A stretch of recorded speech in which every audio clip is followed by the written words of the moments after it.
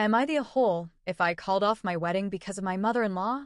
This is not my story, but I asked if I was allowed to share and hear by the bride. I will tell the story in first person, just to make it easier. So I, 29F, and my ex-fiancé, 31M, were going to get married in August of this year. But I needed to call it off because of my monster-in-law. For context, Me and, let's call him Jake, have been together for 5, almost 6 years. We planned to have our wedding day on our 6-year anniversary, very cute, or so I thought. We obviously brought the idea. It was no longer idea when we brought it up because the date was set, but we just wanted an opinion. Up to Mil, who we will call Kate. Me and Jake said though it was super romantic and sweet to do it on that date. Kate obviously didn't think so. She said to have it on me and your father's wedding day. Now that would be romantic and sweet. Kate and Jake's father were no longer even together, so I thought it was a bit strange. And not to mention, their wedding was in November, and that's just not the vibe I was going for, and it would be super cold since I live in Canada. I shut her down gently and told her we wanted to have a warm wedding. She didn't like that. She started to cry. And not real tears, I could tell. I'm the oldest of 5 kids. I know a fake cry when I see one. Something also not great about Jake that I think I should mention is that he was the biggest mama's boy. It was just him and his older sister. Jake got treated like a prince and his older sister like a pile of dada. So Jake ran from beside me to across from me to see if Kate was okay. I just gave him the get your ass back here look, and he sighs, rolls his eyes at me, and sits beside his mother and begins to rub her back. Which made me very uncomfortable because it wasn't like a comforting rub on the back, it was like an intimate one. Like the ones he gives me after I get home from a stress-filled day at work. Anyway, I look at him back and roll my eyes at him as well. Kate was still fake crying in her hand, saying something along the line of, "How could you do this to me? I'll call myself Jen. Jen, you know I've waiting my whole life to watch my baby get married on the same day as me," and I said something under my breath, and it wasn't particularly kind. I said, well, if you wanted your baby to get married on the same day, maybe you should have kept his dad in his life long enough. His dad is still in his life, and he's a very sweet man. I just meant his life together, and not going to 2 houses for Christmas and shit. Kate shoots her head up. Her face isn't wet from crying BW. Not even around her eyes, and glares at me. Jake does the same. Kate gets up, standing in front of me now, and she starts yelling about how he was abusive and controlling. Yes, I know those are not good things, but like I said above, I've met the man, and he's very kind, and I couldn't see him doing all the things she said he was. Obviously, there is a possibility, but me and Jake's older sister, who we'll call Lily, both don't believe she's telling the truth. Lily and Jake are from different dads, but Lily was raised as Jake's dad's kid from when she was little. So I said I'm sorry that happened, but I still won't change the date. And a little while after that, me and Jake left. About a month after Jake text me how my day has been since I'm out with my girls. I said it was good, a normal conversation, right? no. After I said good, he drops the bomb. My mom still wants us to have the date in November. I obviously was like, freak no. I told him no, and that I already booked the venue for August. But he didn't listen. About 2 minutes later, I get a phone call from Jake, and I answer it, and it's of him, begging me to change the date and the venue date. I said no again, and he threatened to put me on speakerphone. I don't know why he threatened that. I thought he was at home alone. Once I said no again, he said you asked for it. He asked again if we could change the date. I said no once again, this time a little bit more annoyed.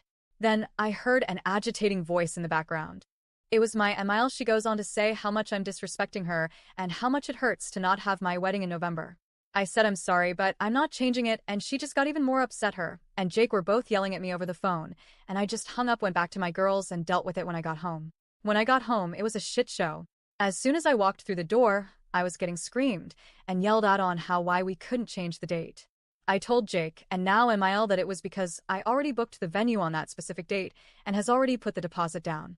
And for some reason, even after telling them that I was still getting screamed at by both of them, I took off my shoes, hung up my purse, and went up to my room, all while still getting yelled at. I closed the door, went into the private bathroom, and started a bath. I got into the bath. The yelling stopped, so I figured Kate was gone. But guess what? She was waiting for me downstairs when I got out of the bath. I wasn't getting screamed and yelled at, but I just didn't want to look at her face after what she just did to me. I looked at her, and I asked her where Jake was, and she told me he ran to the corner store. I was obviously furious because why would he leave me alone with this monster? She tried changing my mind again by telling me how beautiful the venue would be in November and how ugly would be in August, even though the pictures in August are way better than the ones in November. But oh well. I told her no for like the 1000th time, and I called Lily.